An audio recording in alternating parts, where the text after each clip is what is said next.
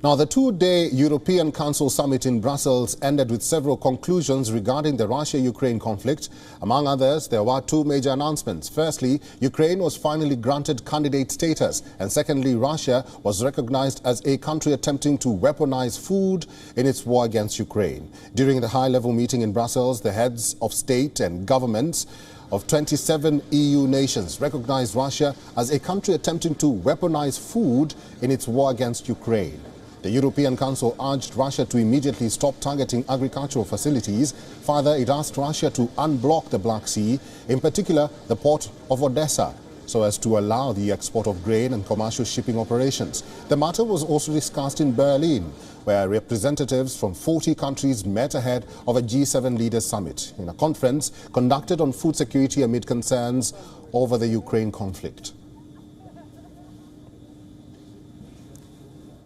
Russland hat diesen Krieg ohne Grund vom Zaun gebrochen und Russland nutzt Hunger ganz bewusst als Kriegswaffe und macht die ganze Welt zur Geisel.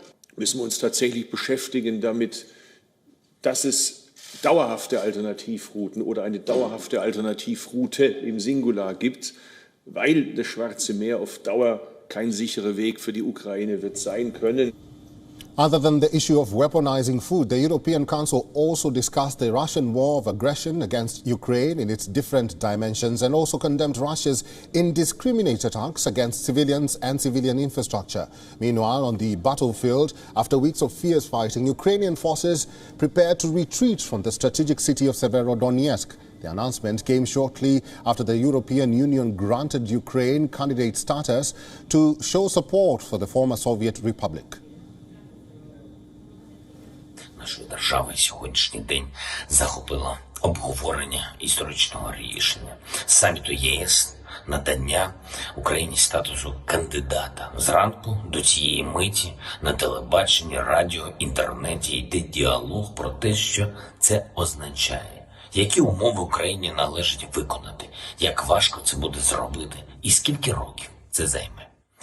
І ви знаєте, Ukraine's President Volodymyr Zelensky on Friday said his country had gained rather than being granted candidacy for EU membership and that people should be proud of their progress. Speaking during his daily evening addresses, Zelensky further said, and I quote, "We will definitely overcome this path. We have covered 7,000 meters, so we will not stop. We will take our Everest." End of quote. Meanwhile, Moscow dismissed the EU decision as a move to contain Russia geopolitically.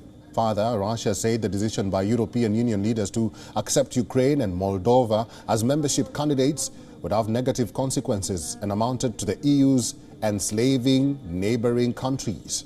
As for Ukraine's response to Russia's protest over its candidate status, Foreign Minister Dmytro Kuleba went on to Twitter and said, and I quote, "After decades of lost policies based on aggression, coercion and lack of respect, all that Russia can do now is to spit threats against other states.